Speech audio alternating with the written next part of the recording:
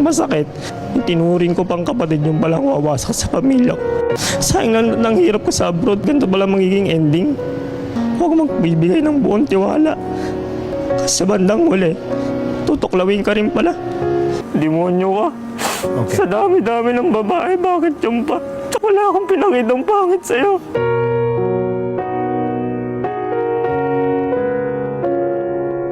At nangyari po ito, sir? Hindi ko rin po alam sa babae. Binigay ko naman po lahat ng gusto. Papadala naman po ako. Lahat nga po ng pagpuprosigo ko sa abroad, inilaan ko para sa buong pamilya. Tapos isang kaibigan lang para kumpare ang sisira. Paano nagkakilala po itong si Miss at saka si kumpare? Pagka umuwi yung lalaki, minsan nagpapadala ako. Sabi ko, pre, pwedeng pasuyo kay Mrs. Then pupunta sa bahay. Magkasama kayo sa abroad? Yes. Saan po ito? Sa Qatar, sa Singapore, isang plato po kinakainan namin, isang accommodation, yung isang talagang... Para magkapatid na kayo? Opo, magkapatid po talaga ang turing ko sa kanya. Okay, so pag uwi siya, nakikisuyo kayo na dalhin yung pera o pasalubong, kung ano yun, doon sa mag-iina mo. Opo. At madalas mo gawin yan. Oo nga, kasi po, ang tiwala ko, kaibigan ko, hindi ako tataluhin kasi sabi nga nung ibang mga may malinong nakikita, sabi ko, hindi ako tataluhin yan kasi ang samahan namin, talagang parang kapatid ko na yan. Bakit meron na bang mga kaibigan mo nagsasabi na meron silang narinig ng mga chismis tungkol sa misis mo at sa kumpare? Pero hindi ka pa rin naniniwala? Kasi nga po, tiwala po ako na hindi ako tataluhin. Paano mo naging kumpare itong si Carlo Peralta? Yung may anak po siya sa living partner niya, isilalaki po. Then, kinuha po si Mrs. yung mag-anak sa binyag.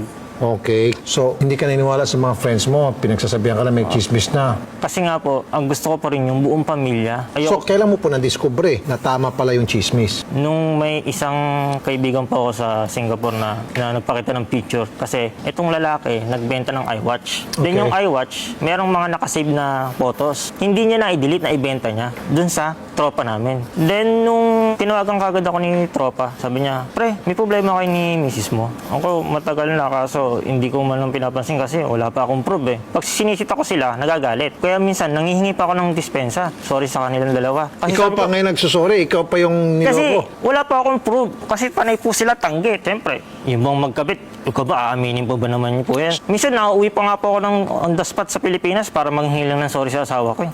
Ngayon, nung meron ka ng ebidensya, kinumpranta mo siya, anong reaksyon niya? Wala. Ni sorry nga po, wala eh. Yung lalaki po, nag-usap kami sa Singapore, lalaki sa lalaki, sabi niya, titigilan niya na. Nag-iiyak ka pa nga po eh. Tapos, pakitang tao lang din, magpaikot. Nung nakauwi na ako, May luha talaga? O, opo. So, pinatawad mo naman? Then, nung umuwi ako ng May 2019, wala na yung asawa ko talaga. Alsa baluto na sa bahay. Oh my goodness. Talagang nakaready na po talaga siyang wasakin talaga yung pamilya. Ginibak ko po yung trabaho ko sa Singapore para, kasi syempre, magkasama po kami sa accommodation yan. So, nakailang ba kayo magkasama sa trabaho? Since 2012, Qatar po at Singapore, magkasama po kami parehas niyan. Isang company, isang accommodation, isang lamesa lang kami nagkakainan niyan, sir. Bilhin niyo, sir, pagka yung misis ko, minsan pumunta ng Singapore, may relasyon na pala siya na namamasyal kami sa Singapore, meron na pala akong, masakit mong pakinggan, meron na pala akong, may tayo na pala ako sa ulo. Hindi ko pa alam. Wala kang naramdaman, sir, kung nung sinabi na sa'yo ng mga kaibigan mo na may nangyari ng hindi maganda o may chismis na tungkol sa mismo at sa kumpare mo, wala kang naramdaman kundi tiwala lang. Kasi sir, sinasabi ko sa sarili ko na kahit sa isang OFW, manatili man lang akong buo yung pamilya ko kasi sa dami ko napapanood na video sa inyo, sir. Kasi followers nyo ako, sir eh. Kayo lang ang libangan ko sa abroad. Lagi ako nanonood ng wala pang 2 million, sir, ang followers na. Ngayon 10 million, still nanonood pa rin ako. Kaya alam ko yung karapatan ko. Kaya sabi ko, pipilitin ko man mabuo yung pamilya ko. Pero talagang yung babae pawasak na eh.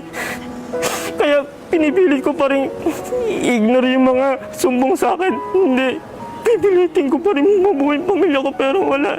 Ayoko, suko na ako. Makipagbalikan, ayusin kayo or Hindi pa, sir. kakaswa mo na lang. Sa attitude po na nila yan, pinatawad ko na yung lalaki. Sabi ko, sige na, tumigil ka na. Pero nung nag-imbestiga ako sa sarili ko, nalaman ko doon sa apartment ng kapatid ng lalaki, doon tumitira. Sa totoo lang, yung source ko po, yung nagbibigay sa akin ng impormasyon dati, hindi ko pinakikinggan. Pero ngayon, yung talagang nakakita ko ng pruweba, wala na, tiklop na sila eh. Pasalamat ka dun sa source mo, sir, ha? Opo, nagpapasalamat nga po ako eh. Ayaw nyo lang sumagot. Malamang kasama sila. Ganito, sir, imbestigahan ninyo kasi marami kayo palang mga source at tama yung mga source ninyo, lalo pat itong pinakalas na nagsabi, alamin kung saan sila nakatira ngayon, dalawa. Kapag nalaman nyo na po yung kanilang tinitirhan pareho, punta ka sa amin, dala-dala po yung marriage contract ninyo, lulusubin natin, bubulagain natin, mapupusasan sila on the spot. So, Yun na lang po talagang gagawin natin. Magagaling po yan, sir eh. Eh, siyempre, sir, marami ka rin magagaling na CCTV na positive na CCTV. Ibig sabihin, nakakatulong, hindi nakakasira kasi nagbibigay siya ng tamang impormasyon. Unahin mo po muna si Mrs. Lani, eto ba yung gusto mo? Yung wasak na pamilya? Lahat naman binigay ko sa iyo. Hindi ka na naawa sa anak mo. Kala ko ba mapagmahal na ina ka? Ganyan ba mapagmahal na ina? Nasaan yung ilaw ng tahanan?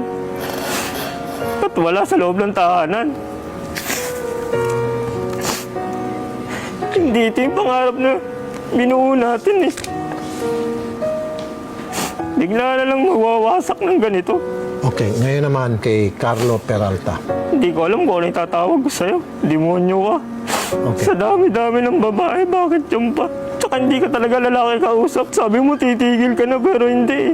Ang bait-bait ko sa'yo. Wala akong pinakitang pangit sa'yo. Kapatid na tinuring kita. Minsan pinagluluto pa kita. Oh, Pag maaga akong na dumadating sa bahay natin, sabi ko, pulit kain na ako. Tapos ganyan lang pala gagawin mo sa akin.